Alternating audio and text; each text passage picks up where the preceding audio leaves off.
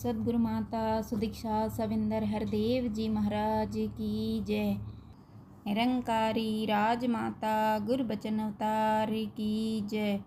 महापुरुषों बड़े प्यार से बोलिए धन निरंकार जी। भक्ति पलायन नहीं सिखाती। दास का सौभाग्य ही रहा है कि दास कई ऐसे अवसरों पर हुजूर बाबा जी के साथ ही होता जब भी कोई शिक्षात्मक घटना होती। दास ने अक्सर देखा है कि बाबा गुरुबचन सिंह जी बड़ी सहजता से मिशन के सिद्धांतों पर हर किसी को टिकाए रखते थे। इसमें कोई दो राय नहीं कि एक इंसान हर तरफ से स्थूल या सूक्ष्म माया से घिरा होता है। यह तो ज्ञान की रोशनी और सतगुरु की कृपा दृष्टि ही होती है कि गुरुमुख माया कमाता है और इस्तेमाल भी करता है, लेकिन अंदर ही अंदर मायापति प्रभु के साथ जुड़ा रहता है और उसकी छोटी छोटी बातें भी मिशन के बड़े बड़े सिद्धांतों के प्रचार का कारण बन जाती हैं। एक बार की बात है कि हुजूर बाबा जी अपने ही निवास स्थान के बाहर बरामदे में खड़े थे। कुछ महापुरुष नमस्कार कर रहे थे। इतने में ही यूपी का एक महापुरुष सिर पर ट्रंक और बिस्तर उठाए अपनी पत्नी और बच्चों के साथ पंक्ति में आ खड़ा हुआ। बच्चों ने हाथों में थैले पकड़े हुए थे। जब उन महात्माओं की बारी आई तो उन्होंने अपने सामान की तरफ संकेत करके कहा, हुजूर बाबा जी 2 दिन पहले आप हमारे सपने में आए और हमसे कहा कि आप अपनी दुकान बंद करके दिल्ली आ जाओ।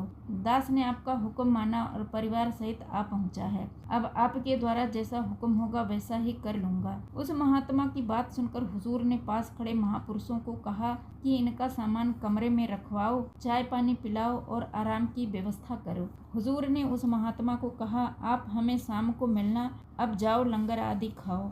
वह महापुरुष आज्ञा के अनुसार जब शाम को चरणों में उपस्थित हुआ तो आपने समझाया, देखो हमारा मिशन कहीं अपने घर परिवार रिश्तेदार आदि को छोड़कर पलायन करने की आज्ञा नहीं देता। यह मिशन तो जहाँ भी कोई रोजी रोटी कमा रहा है वहीं इस निरंकार प्रभु को अंग संग देखकर इसका आनंद लेते और वहाँ सत्संग सेवा करके सुखी जीवन करने का मार्ग बताता है।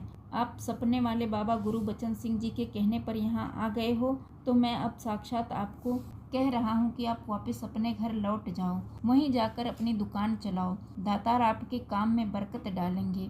दास क्योंकि पास ही खड़ा था, बाबा जी ने दास को कहा कि दफ्तर से इन्हें 200 रुपये दिला दो ताकि घर वापस जा सकें। इसी दौरान राजमाता जी भी आ चुके थे।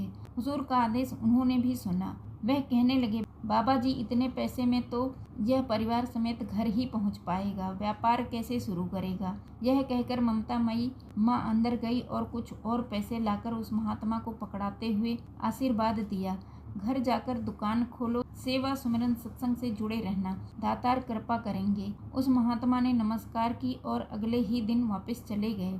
बाद में पता लगा कि छोटे से कस्बे में भी इस महापुरुष के वारे न्यारे हो गए हैं। बेटियां भी पढ़ने लग पड़ी हैं और आसपास में भी प्रशंसा मिल रही है कि इनके गुरु ने इनका घर बसाया ही नहीं बल्कि खुशहाल बना दिया है। इस प्रकार इस प्रैक्टिकल महात्मा ने हर श्रद्धावान भगत को कर्म मार्ग पर चलाया और जीवन को सही दिशा प्रदान की। महापुरुषों प्यार से बोलिए धन निरंकार जी।